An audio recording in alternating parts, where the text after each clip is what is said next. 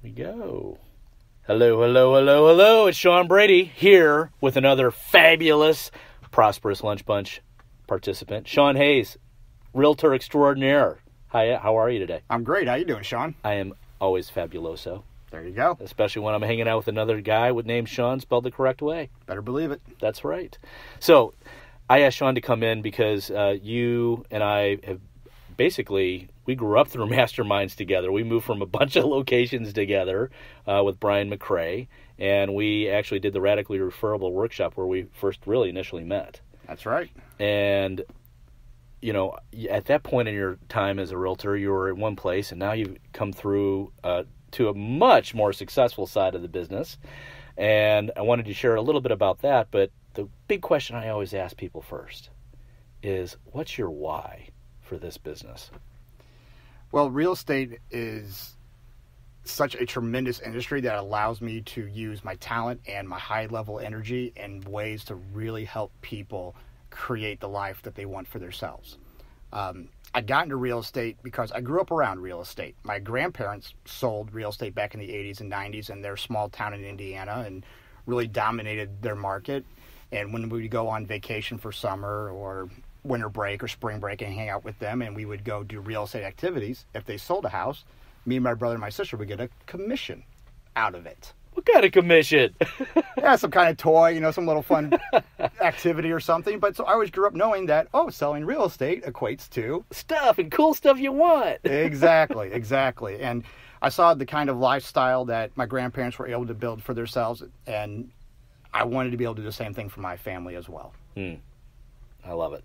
And, you know, I know a little bit about your background, and we're in St. Louis, right? And we have that famous question here. It's like, where'd you go to school? Or where'd you go to high school? For those across the country that are listening to this, they have this question, where'd you go to high school? And I'm like, not around here. But I love how because you did grow up around here. I did.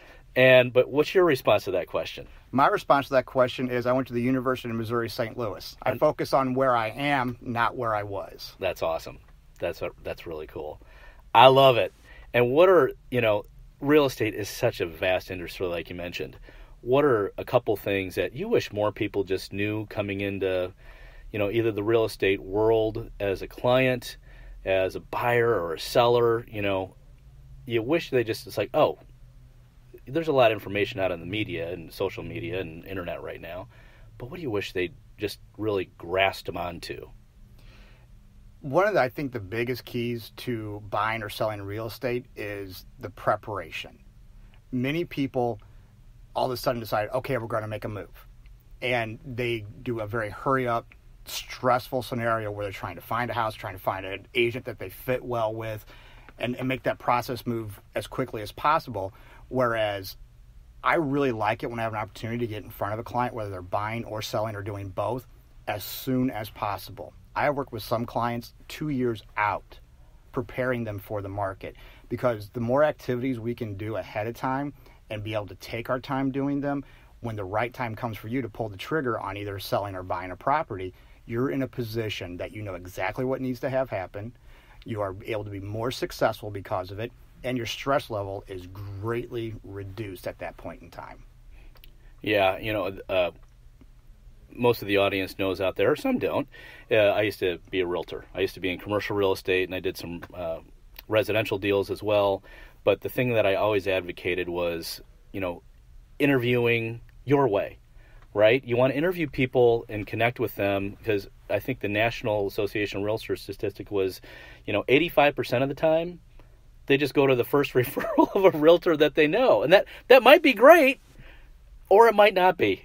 So I always encouraged everybody else to always get 3 references, 3 referrals, and interview people whatever way you want to. I met one landlord once how he interviewed his tenants was a beer test. And it's not that he would actually go out and drink a beer with them, but he's like, could I sit down and enjoy a beer conversation with this person or not? If I could do that, cool, they're in. And I'm not saying you have to do the beer test, but whatever your beer test is, or your 15K a day, your steps are, have your process and disciplines in place so that And I think that's just what you exactly said. It's like, do your homework. Come prepared in the way you want to be prepared. That's really profound. What else would you like people to know around real estate and investing or buying? I would say one of the other things to really pay attention to is, one, you hear about real estate investing from a lot of different vehicles these days. Oh my gosh, so many. It's everywhere. The first thing I will say is your personal house is not an investment. Oh, that's great. Your house is not a bank. You need a place to go at night after the day is done that is your personal sanctuary. So always protect your personal house.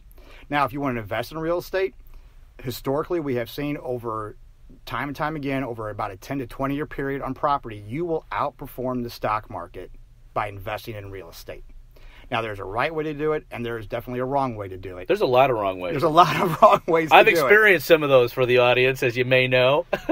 But if you can get in front of somebody who has a good vehicle, a good process on teaching you how to really invest in real estate and doing it the right way so that you are protected, is treated like a business, you will do extremely well over about a 10 to 20 year period with property.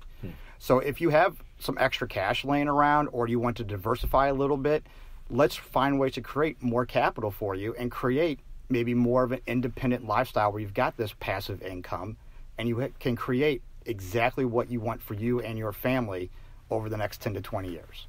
That's great. So I think we covered sellers and Yes. investors. What about buyers? Buyers, they are great to work with. They have a lot of opportunity in a lot of markets. The challenge for buyers that I see most is that they, again, do not start the process early enough. What we see, again, you kind of go back to the statistics from National Association of Realtors, is if you're walking through an open house, you start searching online, you're typically doing that about 8 to 12 months before you will actually make a move. So you're doing the right part of educating yourself on the market and what's available out there and what pricing looks like, what you can get for the neighborhood and the price you're interested in. However, that's only a very small portion of what you need to be working on as you prepare to buy your new property. The sooner you can get in front and start interviewing agents, and like Brady said here, 3 is the magic number. Schoolhouse Rock did not lie. 3 is a magic number. Get in front of at least 3 people that you either referred to or you meet at open houses or you find through other vehicles, and find the right fit for you. There are enough real estate agents out there that you will find somebody you connect with extremely well, and you will know that you're going to work with them. Because the more confidence you have in them, the more you can connect on a personal level, the better that relationship is going to be, and the more comfortable you're going to feel with what the advice that you're being given by that realtor. So the sooner you can get involved in that process, and even if you have great credit, let's say, there's always ways to improve everything. And if we can improve you just a little bit over the next 8 to 12 months so that when the right time comes, we can get you in the best loan product that way, we can make you a very strong buyer in what are typically very competitive markets right now for buyers, we're going to make you stand out from the crowd so that you are successful and you get the home you really want. That's fabulous. Well, Sean, was there anything else that you wanted to add before we enter discussion right now for our prosperous lunch bunch discussion? No, I would say that's pretty much it. I really appreciate you taking the opportunity to interview with me today. And anything else that we can do to help you out or anybody else listening, we're always here to help. I appreciate it. Sean Hayes, thank you. Thanks for being here, and thanks for being part of the Prosperous Lunch Bunch. Sean Brady, signing off for now. We'll see you on social media.